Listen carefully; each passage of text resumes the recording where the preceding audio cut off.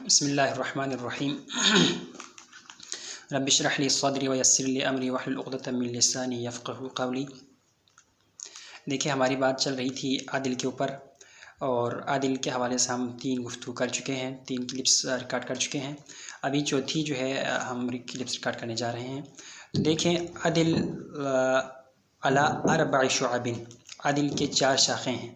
یہ جو ہے اس سے متعلق، عادل کی 4 شاخیں ہونے سے متعلق، یا اسی جو ہے اس عنوان کے تحت بہت ساری کتابوں میں نہج البلاغہ کے اندر، میزان الحکمت کے اندر ملتی جلتی روایات بہت ساری آئی ہیں۔ اس لیے میں نے کوشش کیا ہے کہ جو ملتی جلتی روایات ہیں، جن کے ملتے جلتے الفاظ ہیں، انہی کو ایک کر کے ایک ہی اس کے اندر ایک ہی حدیث کے انداز میں لکھ کر جو ہے الفاظ، صرف الفاظ کی نشاندہی کروں، الفاظ کے معنی کی نشاندہی کروں، جو مختلف الفاظ آئے ہیں ان کی نشاندہی کر کے اکتفا کرنے پر جو ہے سوچا ہے۔ تو آئیں دیکھیں اس روایت کے اندر جو ہے العدل علی 4 شعب، یہ آیا ہے کہ عادل کی 4 شاخیں ہیں۔ یہ نہج البلاغہ کے اندر بھی آیا ہے اور میزان الحکمت کے اندر بھی آیا ہے۔ تو العدل علی 4 شعب، اب دیکھیں علی غائص الفہم، پہلی شاخ عادل کی یہ ہے کہ تہوں تک پہنچنے والی فکر، تہ تک پہنچنے والی فکر، یا غائص الفہم، یہ نہج البلاغہ میں بھی آیا ہے اور میزان الحکمت کے اندر بھی یہ بات آئی ہے۔ تو تہوں تک پہنچنے والی فکر ہو، یہ جو ہے عادل کی پہلی شاخ ہے۔ دوسری شاخ عادل کی غمرۃ العلم، اس میں غمرۃ العلم آیا ہے میزان الحکمت کے اندر، اور نہج البلاغہ کے اندر غور العلم آیا ہے، یعنی علمی گہرائی۔ عادل کی دوسری شاخ علمی گہرائی ہے۔ اب غور بھی وہی گہرائی سے ہے، اور اسی سے ہم غور کرنا کہتے ہیں، اسی سے ہے۔ اور غمرۃ العلم یعنی وہی علم کی گہرائی، علم کا آخری تہ، اس کو غمرہ کہیں گے۔ وزہرۃ الحکمت، اور غمرۃ العلم وزہرۃ الحکمت، اب یہ آیا ہے میزان الحکمت کے اندر، اور نہج البلاغہ کے اندر وزہرۃ الحکم آیا ہے، حکم، بات وہی ہے، یعنی فیصلہ کی خوبی۔ عادل کی تیسری شاخ خوبی فیصلہ کی خوبی ہے، یعنی آپ فیصلہ کس انداز میں کرتے ہیں، یعنی آپ کے فیصلے میں کتنی قوت ہے، کس حسن کے ساتھ آپ فیصلہ کرتے ہیں۔ آیا آپ جو فیصلہ کرتے ہیں اس فیصلے میں کوئی کجی ہے یا نہیں؟ کجی نہیں ہے، آپ کے فیصلے کے اندر خوبی ہے، یعنی فیصلے کی خوبی، فیصلے کی خوبی جو ہے، یہ عادل کی تیسری شاخ ہے۔ اور آخری شاخ، چوتھی شاخ جو عادل کی شاخ ہے، وہ ہے وروضۃ الحلم۔ یہ اس کتاب کے اندر میزان الحکمت کے اندر روضۃ الحلم آیا ہے، اور نہج البلاغہ کے اندر رساخۃ الحلم آیا ہے۔ حلم ہے لیکن رساخہ اور روضہ میں فرق ہے۔ تو یہ کیا ہے؟ عقل کی پائیداری۔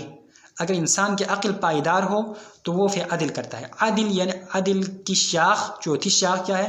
عقل کی پائیداری پر ہے۔ بس اس روایت کی بنا پر ہم کہیں کہ عادل کی 4 شاخیں ہیں۔ عادل کی پہلی شاخ تہوں تک پہنچنے والی فکر ہے، یعنی گہری فکر عادل کی پہلی شاخ ہے۔ جب گہری فکر ہوگی تو عادل قائم ہوگا، اور اگر گہری فکر نہیں ہوگی، سطح فکری ہوگی، تو عادل نہیں ہوگا، ظلم ہوگا۔ اور دوسری شاخ عادل کی علمی گہرائی ہے، گہرا علم رکھنے والا ہو، انسان جاہل نہ ہو۔ اگر علمی گہرائی ہوگی، علم پختہ ہوگا تو عادل ہوگا، اور اگر علم پختہ نہیں ہوگا، علمی گہرائی نہیں ہوگی، علم جو ہے سطحی ہوگا، تو پھر ظلم ہوگا۔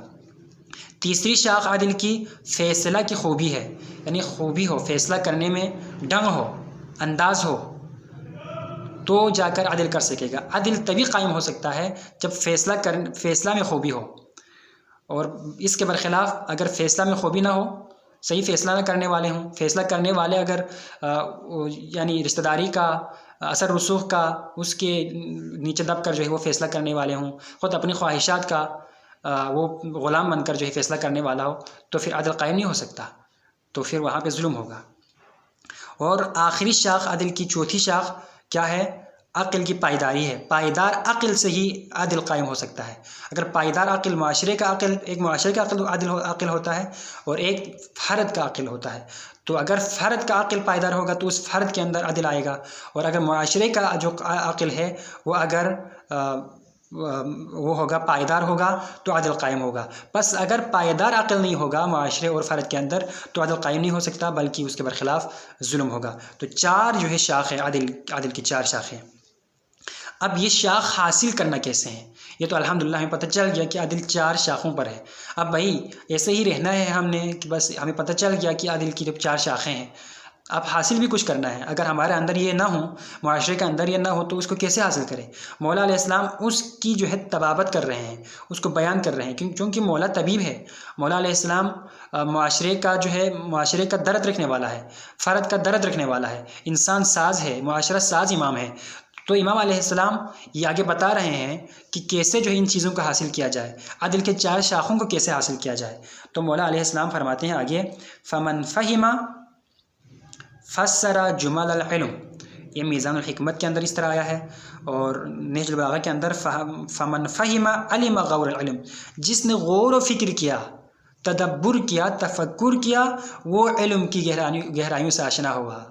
یعنی انسان کو غائص الفہم، تہوں تک پہنچنے والی فکر تب مل سکتی ہے جب وہ غور و فکر کرے، جب وہ سوچ سمجھ کر بولنا شروع کر دے، جب اس کے پاس سوچنے سمجھنے کا وقت ہو، جب وہ اپنے لیے وقت نکال کر سوچے سمجھے کچھ دیر کے لیے، کچھ غور و فکر تو کریں. تو غور و فکر کرنے سے انسان کی فکر پختہ ہو جائے گی، مضبوط ہو جائے گی، سطحی فکر نہ رہے گا، سطحی فکری تک وہ نہیں رہے گا. تو جس نے غور و فکر کیا وہ علم کی گہرائیوں سے آشنا ہوا. فمن فہم فسر جمل العلم. بس جس نے سمجھا، جس نے سوچ کیا، جس نے غور کیا، جس نے فکر کیا، اس کو سارا کا سارا علم مل گیا. اور دوسرا جو عدل کی شاخ ہے وہ علمی گہرائی ہے. اب علمی گہرائی کیسے حاصل ہوگا؟ تو کہتے ہیں علمی گہرائی اس کو اس طرح حاصل ہوگا،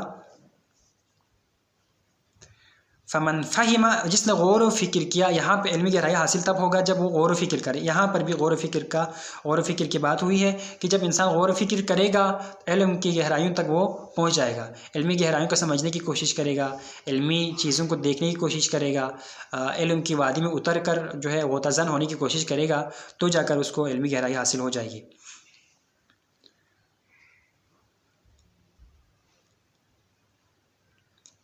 اور اب جو تیسری چیز ہے زہرۃ الحکمتی یا زہرۃ الحکم، فیصلہ کی خوبی. بھائی انسان کے فیصلے کے اندر خوبی کب پیدا ہوگی؟ انسان کا پختہ فیصلہ کب ہوگا؟ کیسے فیصلہ کرنے کی قوت اس کے اندر پیدا ہو جائے؟ تو مولا آگے فرماتے ہیں،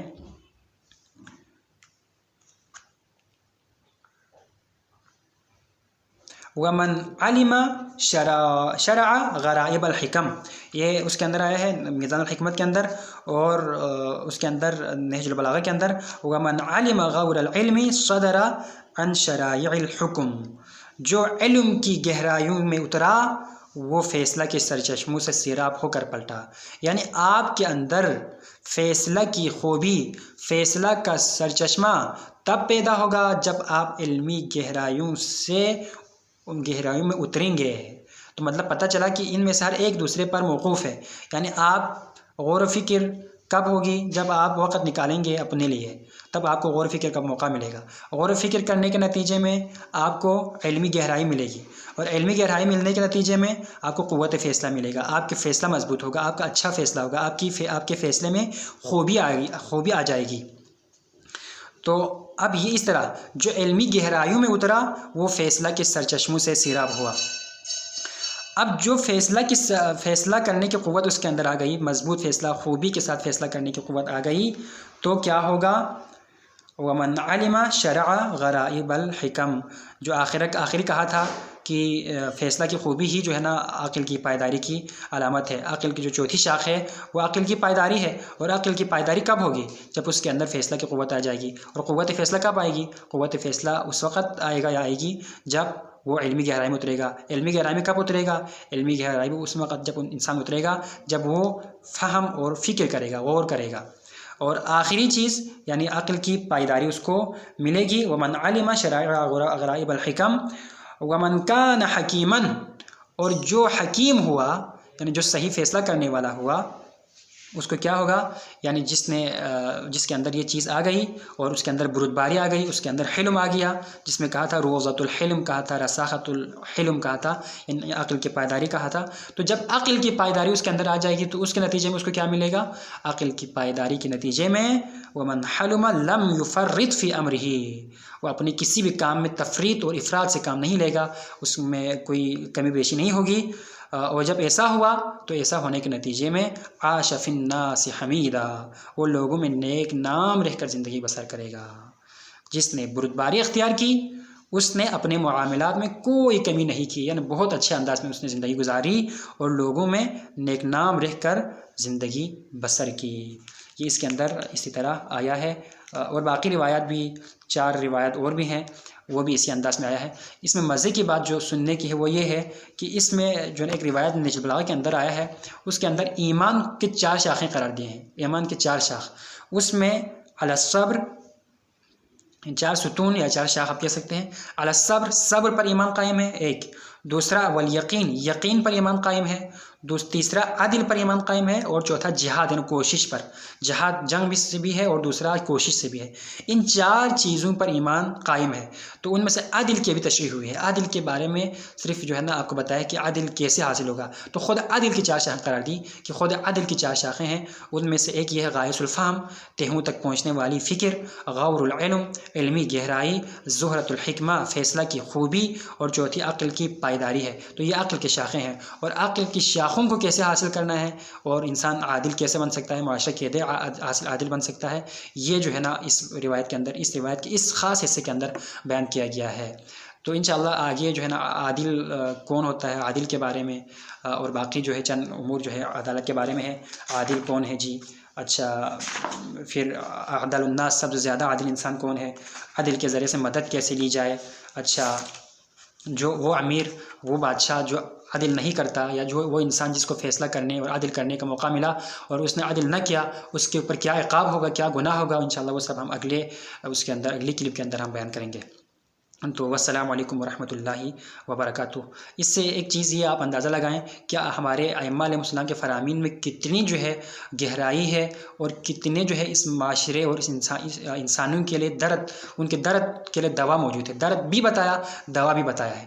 تو ہمیں چاہیے کہ ہم ان کی طرف آئیں اور سمجھیں کہ ہمارا ائمہ علیہ السلام ان کو صرف نعرے لگانے سے کام نہیں چلتے، بلکہ ان کے فرامین کے اندر انسان کے درد کی بھی تشخیص ہے اور دوا کی بھی تشخیص ہے. والسلام علیکم.